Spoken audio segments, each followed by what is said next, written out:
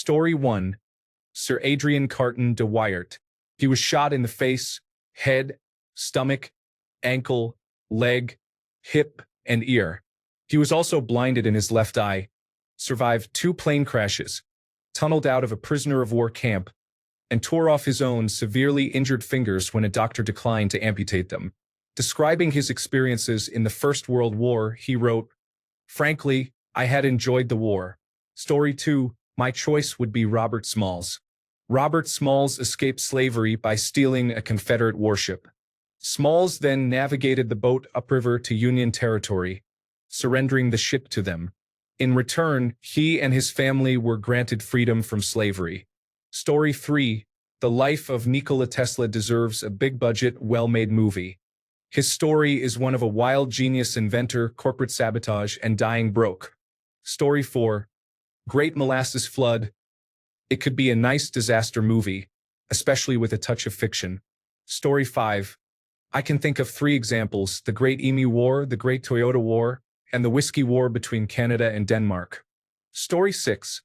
Anna May Wong was the daughter of a Chinese laundryman who became an international movie star. I recently read her biography, and she was incredible, truly ahead of her time. Clara Bow was one of the biggest movie stars of the 1920s. She was born in a Brooklyn tenement slum in absolute squalor to a mentally ill mother and an abusive father. She grew up as a tomboy and started her career by winning a local talent show. It is an amazing story. Story 7. Not a movie, but a multi-season television series set over multiple generations of a leading aristocratic family during the rise of the British Empire, its golden age, and eventual decline. Each season could focus on a single generation of the family and the actions that contribute to the building of the empire. Subsequent seasons would then follow the children or grandchildren of the previous generation. Story 8.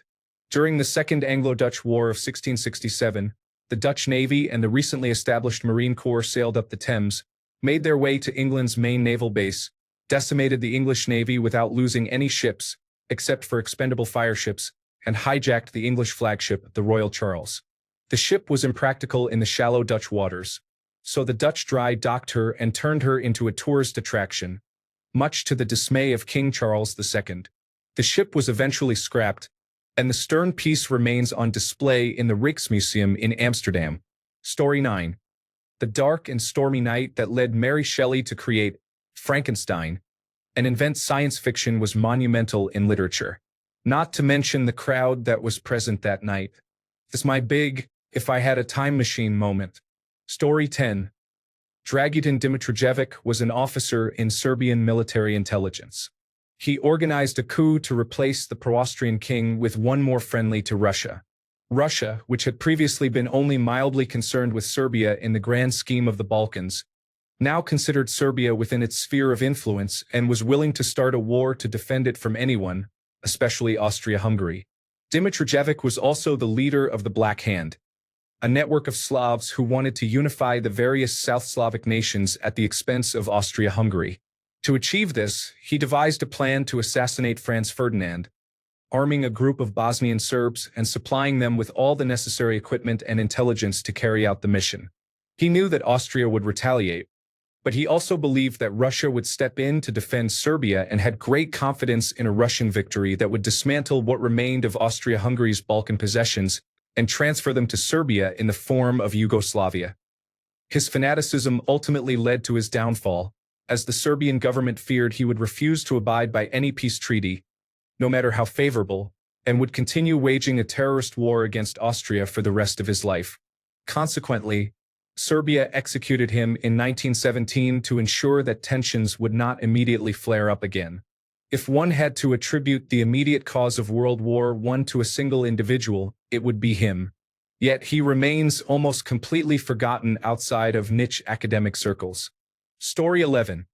Somewhat recently, a local grocery store chain called Market Basket, owned by a family, ousted its beloved CEO. Employees stopped going to work. The public shopped at competitors, driving to Market Basket afterward to tape receipts to the windows, completely covering the building. Truck drivers hid their trucks. The entire business ground to a halt almost immediately. It was very interesting to see how powerless the new CEO was and how everyone fought for the old CEO to be reinstated. He was. Story 12. In 13th century Japan, a lady wrote her memoirs of life at the imperial court, titled The Confessions of Lady Nijo. It is a fascinating read and would make a great movie or TV series. Story 13. Ellen and William Craft were two African-American enslaved individuals who escaped from bondage. Ellen impersonated a white man while the pair traveled across the United States, with William posing as her enslaved person. They eventually fled the United States and arrived in the United Kingdom, where they gave talks and ran campaigns advocating for the freedom of all enslaved individuals. Story 14. The Bone Wars were a ruthlessly competitive era of fossil hunting in the late 1800s. Two paleontologists used their personal wealth to fund expeditions and competed against each other. They resorted to underhanded tactics to try to outdo one another, employing bribery and theft. If they discovered the other's dig site, they would destroy the bones before they could be fully excavated. They also attacked each other in scientific publications to damage each other's reputations and diminish their funding. While they made legitimate advancements in the field, both ultimately tarnished their own reputations by the end. Story 15. Taffy 3. It amazes me that it hasn't been done. A small group of American destroyers and small aircraft carriers supported thousands of soldiers landing in the Philippines. The ships were attacked by a large Japanese fleet that included the largest battleship and its twin, along with numerous other ships, all larger than the largest of the American vessels. The American response, as one captain announced to his crew, "This will be a fight against overwhelming odds from which survival cannot be expected. We will do what damage we can." With significant sacrifices, the Americans drove off the Japanese and protected the soldiers. Story 16.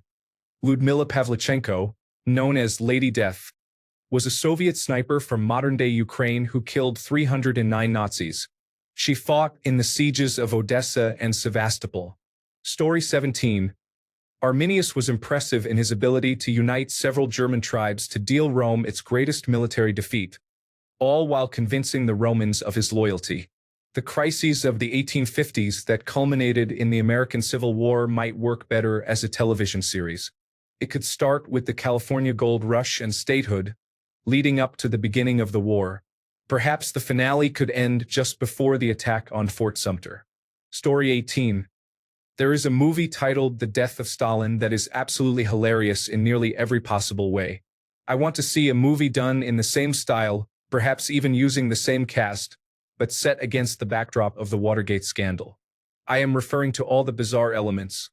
The plumbers, Gordon Liddy, and the lookout who was partying in a hotel during the break-in. Essentially all the little details that often go unnoticed. Story 19. I was going to say John Paul Jones, but apparently they made a movie about him in 1959.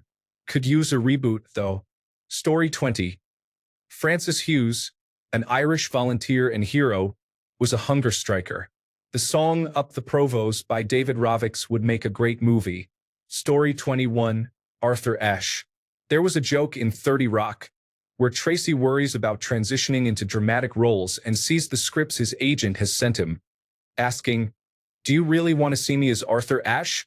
The reason this joke resonates is that it is surprising there isn't a movie about him. It has many features typical of a standard Hollywood biopic: underdog sports drama, Vietnam, AIDS, and civil rights.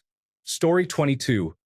Nikolai Tesla versus Thomas Edison highlights Tesla's genius, his rivalry with Edison, and his tragic downfall, creating a gripping drama.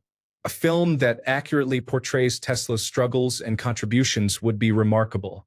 Story 23. Lafayette. The reason there isn't one, at least in English, is that his story is too complicated to simplify it to a 2 to 3 hour movie. You could easily create a 10-part miniseries about him, though. Story 24. Sitting here waiting for one about Olga of Kiev.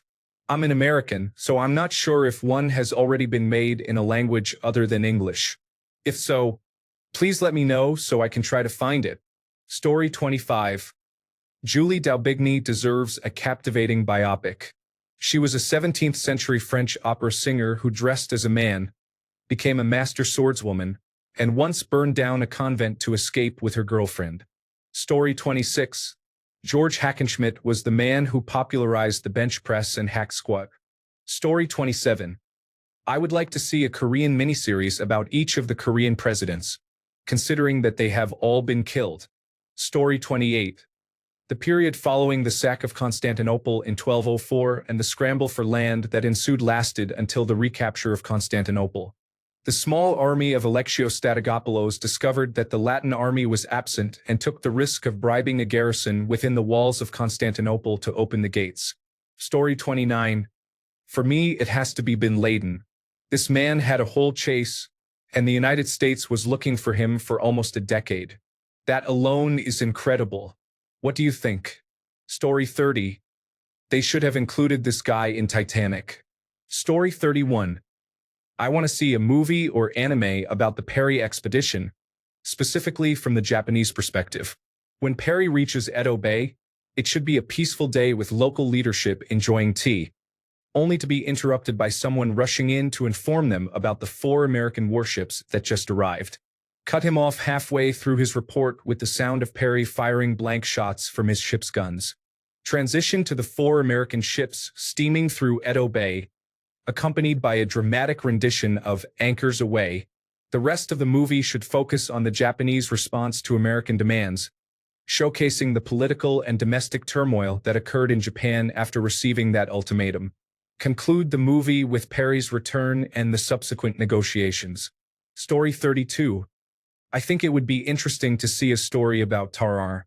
He was a French showman with an insatiable appetite who would eat just about anything. He was used as a spy to obtain documents behind enemy lines by eating them in a wooden box and recovering them from his stool afterward. On his only mission, he was captured, severely beaten, and returned to his commanding officer. He then sought treatment for his condition, and a wild series of events ensued, one of which involved potential cannibalism to satisfy his hunger. It would make for an intriguing film. Story 33. Maria Tallchief was the first American prima ballerina. A Native American, she grew up on the Osage Reservation in Oklahoma. She danced with Ballet Russe de Monte Carlo and later worked with George Balanchine in establishing the New York City Ballet. Her performance as the Sugar Plum Fairy in The Nutcracker is considered influential in making that ballet an American holiday tradition. She also appeared on television, providing a great opportunity for beautiful dancing while telling her story. Story 34. John Rabe is a fascinating figure who may be the only Nazi considered good due to his heroic actions in Nanking. Story 35. Fritz Haber is regarded by some as the father of German poison gas, or the person who solved world hunger. According to discussions in various online forums, he was a complex character who deserves a compelling film, along with his wife, Clara Immerwahr, a pacifist in a nationalist era and one of the first female chemists in Germany to earn a doctoral degree. Story 36. Emperor Aurelian is the most underrated Roman. He essentially delayed the fall of the Western Empire by 200 years. Story 37. After reading about the Luddites and what happened during that time, I believe it would make a great few episodes of prestige television. The themes involved are relevant today. Story 38. We could use a movie about and Richards right now. The Roebling family, which collectively built the Brooklyn Bridge amidst the corruption of Boss Tweed in New York City, also needs a movie. Story 39. General Smedley Butler and the business plot against the United States. I feel like this issue has been overlooked, but we are currently witnessing the results of a sustained campaign by wealthy elites and business interests attempting to take control of and dismantle our federal government. It would be beneficial if more people were made aware of the long history of such actions. Additionally, the Battle of Blair Mountain was the largest battle to take place on American soil outside of the Civil War. Story 40. Here are a few of my suggestions. 1. Battle of Hydaspes, 326 BC. In this battle, King Porus impressed Alexander the Great with his skills, leading to unexpected heavy casualties for the Macedonians. As a result, Alexander's troops mutinied and refused to venture further into India. Consequently, Alexander decided to retreat from the subcontinent and recognized Porus' authority over his own lands. Goa Liberation Movement, 1961. the government of India launched a military offensive to liberate Goa from illegal Portuguese colonial rule and integrate the state into the Union. Lakhit Barphukan, a commoner who rose on his own merit to become the commander-in-chief of the Ahom army and led their victory in the naval battle of Saragat, which thwarted an invasion by vastly superior Mughal forces.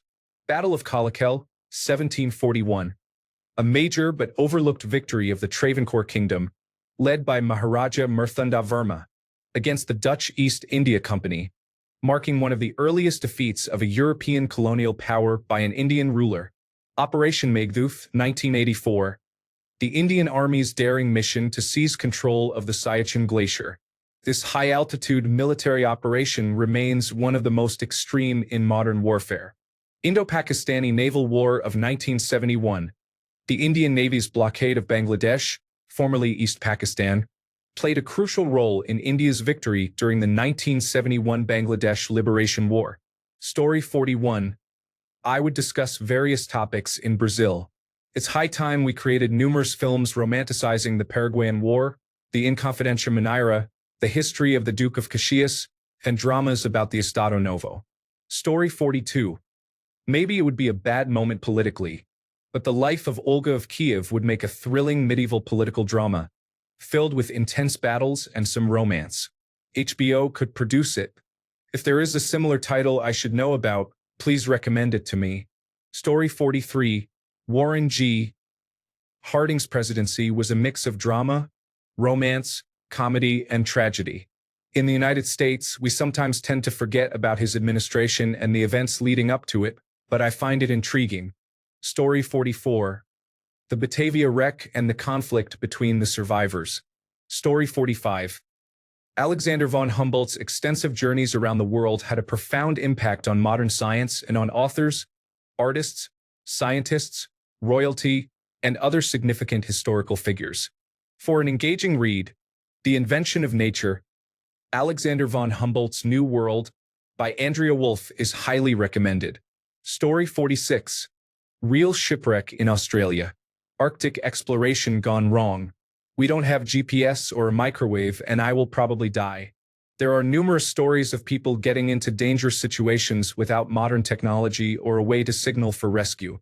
They set off expecting to be gone for months, so no one is looking for them. People get trapped in caves, shipwrecked on islands, or caught in severe storms. Sometimes shenanigans occur and they are merely a 20-minute walk from civilization, but they make a wrong turn and end up surviving in the wild for years. There are thousands of YouTube accounts dedicated to telling these stories. This is literal survival horror that really happened, and yet no movies have been made about it. Story 47.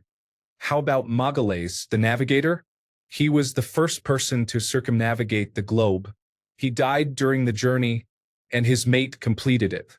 Story 48. Endurance. Shackleton's incredible voyage is an incredible and unbelievable story about human endurance in the most adverse conditions. I couldn't put the book down, which is a good sign. The crew goes from perilous, life-threatening situation to perilous, life-threatening situation as they try to return to civilization. It would make a gripping film about leadership and human resilience. Story 49. Holt Collier was a slave who became a Confederate soldier, market hunter, and hunting guide. He met Theodore Roosevelt, which inspired the naming of teddy bears. During his life, he shot 2 white men but served no prison time for either incident. He was extremely wealthy for his time and held significant connections and influence as a black man of that era. His story reflects complex and challenging ideas. Story 50. There has never been a good movie about how Rome transitioned from a republic to an empire. It seems that the lines are blurred, and when people discuss Rome, they often confuse the birth of democracy in the republic with that of authoritarianism in the empire. Story 51. I'm not sure about historical people and events that have not been made into a movie yet, but I remember a movie simply called Volcano that was inspired by an incident in Mexico during World War II. I learned about that volcano when I was a child, attending reading classes where we watched videos from Reading Rainbow. In fact, I even pitched an idea for a YouTube channel called Simple History, focusing on natural disasters during wartime. Story 52. Fighting Jack Churchill was a British commando in World War II. The information available on him is interesting, but for an engaging experience, one should read about him in a captivating narrative. Story 53. The Luna brothers from the Philippine Revolution were three fascinating and brilliant men who could have contributed significantly to art and science if they had not needed to fight for their freedoms. Story 54. I don't know if you would call it an event, but I am amazed nobody has made a movie about pig butchering scams, especially those that end with the victim being trafficked into a scam farm. It is horrific. Story 55. Shaka Zulu is an amazing story. There is an old movie, but it is not very good. I believe Rowan Atkinson would portray the character exceptionally well. Story 56. They would need to create a complete miniseries to cover the life of Fritz Joubert Duquesne, and many people would dismiss it as entirely unrealistic. Story 57. The 1834 Norfolk Island convict uprising was characterized by the brutality of the penal colony, which is shocking to read about. You can explore this further in The Fatal Shore, if you are interested. Thanks a bunch for sticking around till the end of the video. Remember to subscribe, and until next time, stay awesome and goodbye.